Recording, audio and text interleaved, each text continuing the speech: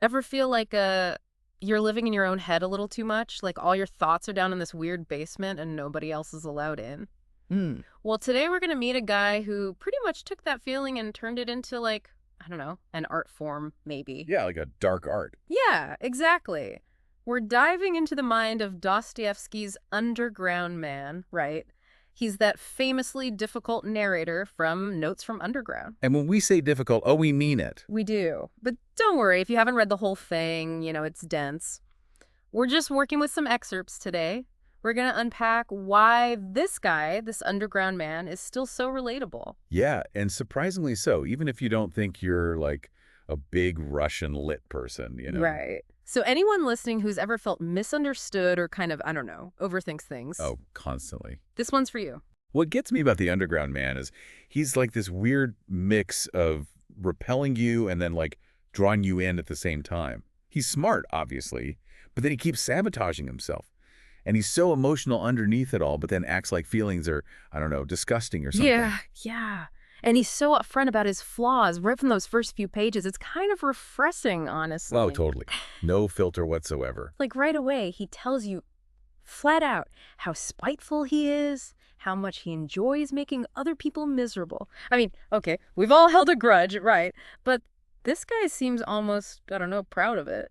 And that's exactly it, isn't it? Like he wants to come off as this bitter, cynical, I don't know, misanthrope. Like he's bragging about it almost. Almost. Remember that part where he talks about messing with people back when he had like a real job? Oh, yeah, with that officer who wouldn't stop, like clanking his sword or whatever. He was at him for like 18 months, just being Wow. passive aggressive. 18 months just to make the guy stop. Okay, I've been there with the annoying coworker we all have, but 18 months. Come on, that's Next a level. commitment. It is. And what's funny is later he's like, well, I wasn't actually that angry. He says he was just scaring sparrows at random and having fun with it, which is Kind of messed up. right. Like a kid who breaks something just to see what'll happen. So he's playing the victim while also being the one in control. Totally. He's hyper aware of every little thing he's doing, even when it makes him look bad. And then he wallows in it. Yes. There's that quote, right, where he says, to be too conscious is an illness, a real thoroughgoing illness. Like, he thinks overthinking is what makes him special. Which, let's be honest, we've all thought that at some point, right? That we're just, like, more aware than everyone else. Oh, 100%. Deeper. But for him, it's like a trap. He gets his money, quits his job, and what does he do? Hides out in his apartment. Letting it eat at him? Exactly. He's got all this self-awareness, but instead of, helping him grow or whatever, it just isolates him. Yeah. Like he sees the way out, but he'd rather stay in the dark. And this whole thing about being ignored, right? Like he's just a fly, he says. That really gets to him. Oh, he's deeply insecure, totally fixated on what other people think, his status, all that. And he's always comparing himself to people he thinks have it better. Especially this one guy, right? Zverkov? Oh, yeah, Zverkov. We're going to get to him. The guy who just, like, floats through life effortlessly, charming everyone. And it drives the underground man crazy. I bet. So we've got this guy who's basically his own worst enemy. Oh, for sure. So when this Zverkov guy, he throws a dinner party, right? Right.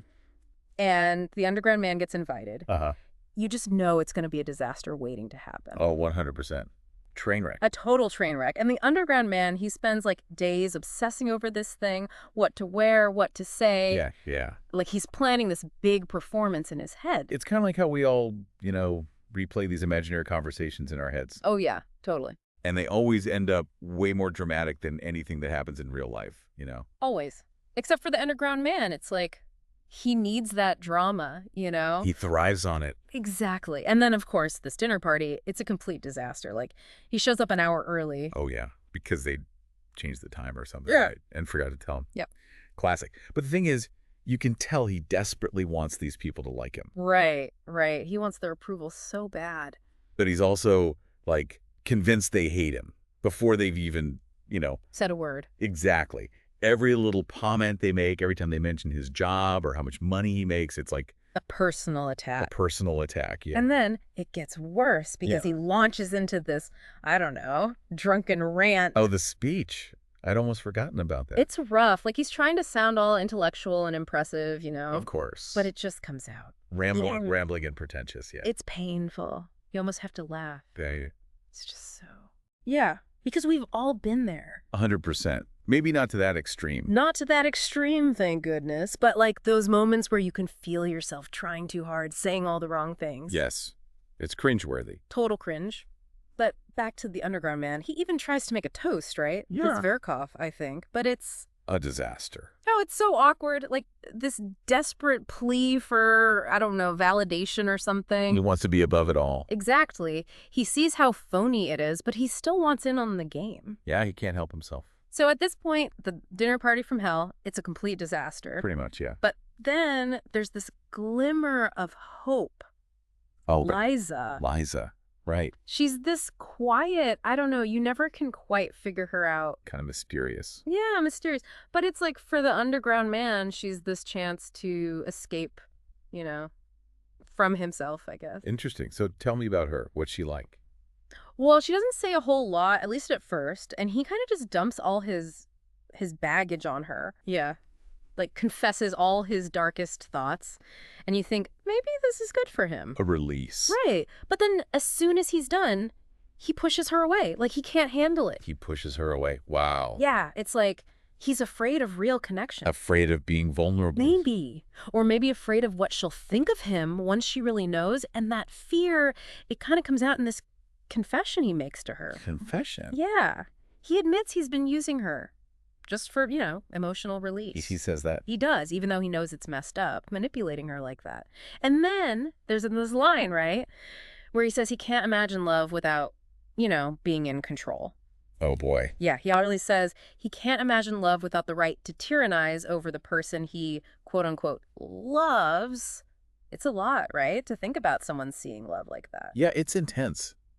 Like, is that really love then? You know, if you're just trying to control the other person. Right. And then he just leaves her hanging with this confession. So where does that leave him? Did he learn anything from all this? Like from Liza, from the dinner party, from any of it? Well, that's the big question Dostoevsky leaves us with, isn't it? I mean, even years later, the Underground Man, he's still thinking about Liza. He says he still sees her with this, like, pitiful, distorted, inappropriate smile. It's like those words, they really stuck with him. You get the feeling he knows he messed up, you know, that he hurt her. Yeah, but is that enough to just, I don't know, recognize it? Right, because on the one hand, he's clearly got all this self-awareness. He sees the damage he's done. But is he really any different? Exactly. And that's where this whole Crystal Palace thing comes in. You know, it's like Dostoevsky's throwing this whole other idea into the mix. Right, this idea of utopia. Like, what if everything was perfect, rational, no more chaos? Exactly. No more messy human emotions. But the Underground Man, he hates that idea. Oh, he despises it. He's like, nope, give me chaos. Give me suffering. Yeah. Why do you think that is? Well, he actually says it straight out.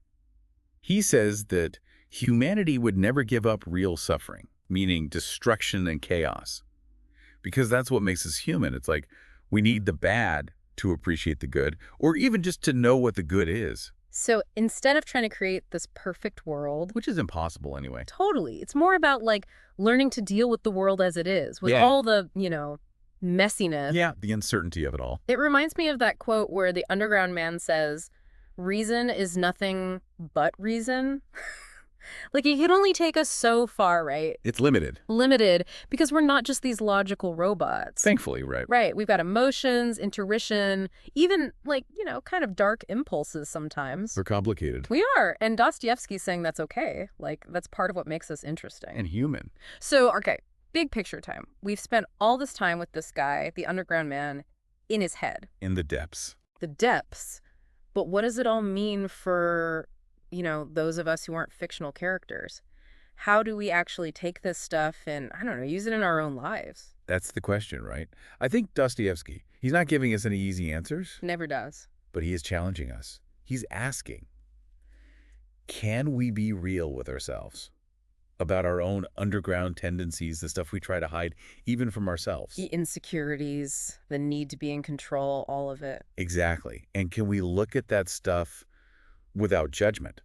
See it as part of who we are without letting it, you know, totally run the show. Like, we can acknowledge those parts of ourselves without having to, like, announce it at a dinner party. Exactly. And maybe even laugh about it a little. Because, let's be honest, we've all got a little bit of Underground Man in us. We do. So maybe this is less about escaping those darker parts of ourselves and more about, you know, making peace with them. Learning to live with the whole package. The good, the bad, the messy, the complicated. That's what makes life interesting. And who knows, maybe even a little bit funny, if you think about it. Just maybe. So the next time you're feeling a little underground, stuck in your own head, maybe just remember the underground man. He's a cautionary tale, Hmm.